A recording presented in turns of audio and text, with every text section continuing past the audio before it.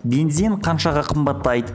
Қазақстанның Әлихан Смайылов жетекшілік ететін ескі әрі жаңа үкіметінің сайлаудан кейінгі алғашқы шешімі жанар жағармай бағасын қымбаттатумен басталды.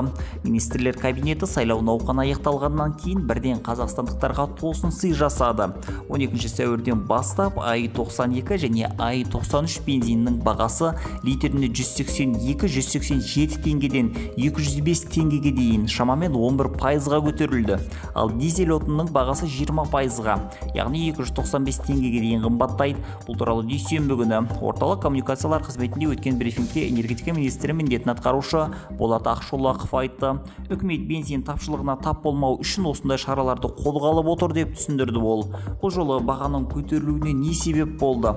Егер бұрын мұнай өндіруші Қазақстанда бензин бағасының қымбаттауы ескі мұнай өңдеу зауыттары мен олардың қуаттылығының төмендігімен байланысты деп айтылса, қазір барлық зауыттарды жаңғырту аяқталған соң, үкіметтің пікірінше қымбатшылыққа сұр экспорт себеп болып отыр. Ақшолақовтың айтуынша, елімізде ішкі нарыққа қажет жанармай жылына 17 миллион тоннаға дейін өндіріледі. Бірақ елімізде бағаның төмен болуына байланысты жанар жағармай көрші елдерге көлеңкелі жолдармен кетіп жатыр.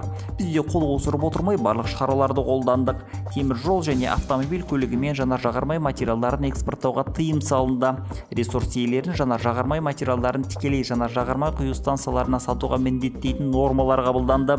Мұнай жеткізу және мұнай өнімдерін өткізудегі делдалдар жойылды. Сараланған баға механизмі енгізілді. Шетелдіктер үшін 450 теңге литрлік лимит белгіленді, деді Ақшолақов. Алайда осының бәрі бағаны ұстап тұруға жеткіліксіз шара болып шыққан көрінеді. Сұр экспорт шектеу шараларын айналып өту мүмкіндігін әрдайым тауып келеді деп кейді Ақшолақов. Ақыры Кабмин жанар жағармайдың басқа елге заңсыз кетуін шектеу басқаша мүмкін емес деп шешкен көрінеді. Ешбір шектеу шарасы біз қалаған тиімді қорытындыға апармайды, дейді министр. Осылайша қазақстандықтар шенеуніктердің сұр экспортпен күресе алмайтын дәрменсіздігі үшін ақшаны көбірек шығаруға мәжбүр болып отыр.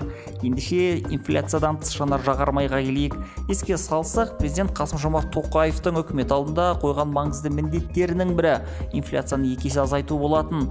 Ал депутаттар сенім артқан премьер-министр қызметіне қайта тағайындалған Әлихан Смайылов оны орта мерзімде жүзеге асыруға уәде беріп отыр. Жасыратын жоқ, Қазақстанда жанар жағармай бағасы көтерілген бойда тауарлар мен қызметтердің барлық дерлік түрінің бағасы шарықтайды. Бірақ энергетика министрі Болат Ақшолақов олай ойламайды. Оның пікірінше, жанар жағармай құнының жалпы инфляцияға әсері аз. Жанар жағармай бағасының қымбаттауы меніңше бұл шын мәнінде асыра сілтеу сияқты.